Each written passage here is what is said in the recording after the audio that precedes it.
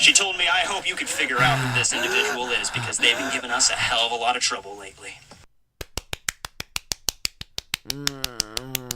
Hey everybody, Detective Tekking. I love you, Tekking!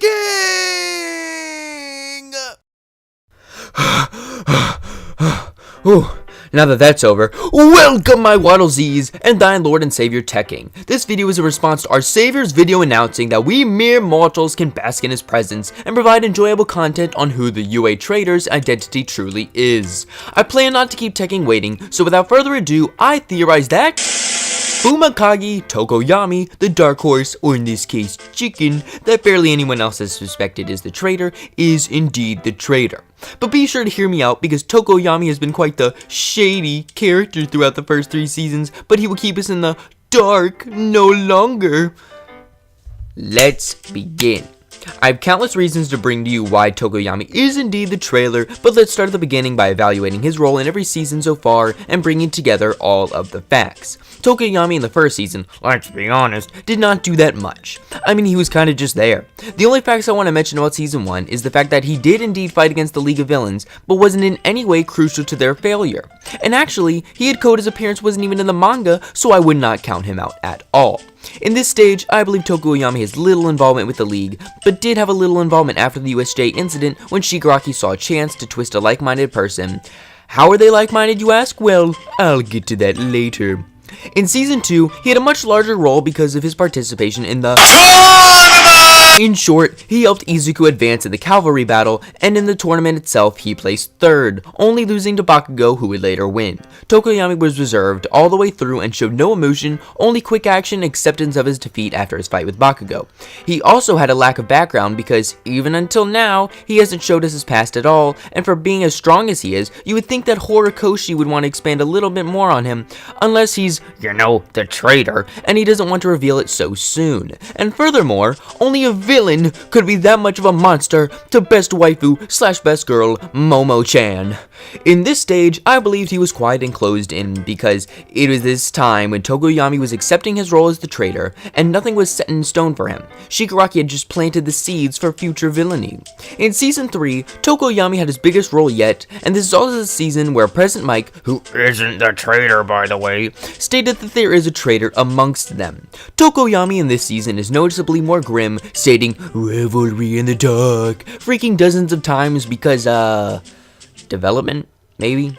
He also shows off his room that he did not want people in because either he doesn't want people to find his traitor's things, or he just has shadows in my room. Anyway, Tokoyami is supposedly attacked by the Aqua Team Hunger Force and notably goes insane and defeats Moonfish in the process. He is also captured by Mr. Compress, which caused many to write off Tokoyami, and they have every right to do so, but one thing they must understand is that he wasn't harmed by the League at all, and what if Mr. Compress was just retrieving a companion?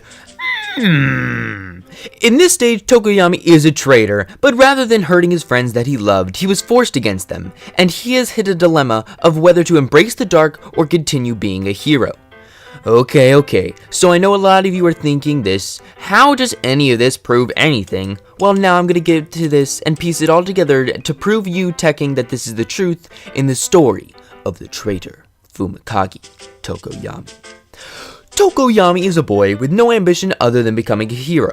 He revels in the darkness and avoids people and friendships other than his friendship with his quirk. He is noticeably misshapen, you know, with the chicken face and all, and it is a staple of MHA that people are discriminated based on looks, appearance, quirks, and all of the above. I've personally met a few people like him, and it is not far-fetched to say that he is quite an impressionable person. If Handy Manny were to shoot him a deal, I believe that through manipulation, Shigaraki could get it done because, like Shigaraki, Tokoyami is in possession of a quirk that is evil written all over it. I mean, even his name means eternal darkness. This gives Tokoyami a clear motive. In the USJ incident, Tokoyami was barely relevant and put up a little fight in order to keep his intentions hidden. More so, Tokoyami continues his distance from his classmates after the incident because he doesn't want to hurt the people he grew to love. Because I don't think he's a bad guy, in fact, I would state the contrary. But he is certainly down the wrong path if he indeed is the traitor. I believe Tokoyami, at this point, has been brainwashed in a way by the League in that they showed him that he is the one in the same with them. Tokoyami has accepted that it is his destiny to become a villain, and he can't stop destiny, so he accepts his role in betraying his class.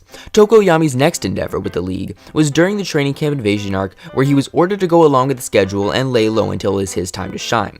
Tokoyami thus far has shown us that he truly does love, or at least built strong relations with his classmates through all of the training and fun activities. In that fight against Moonfish, Moonfish notably targets Shoji first in what I think was in order to break Tokoyami and force Dark Shadow to take control.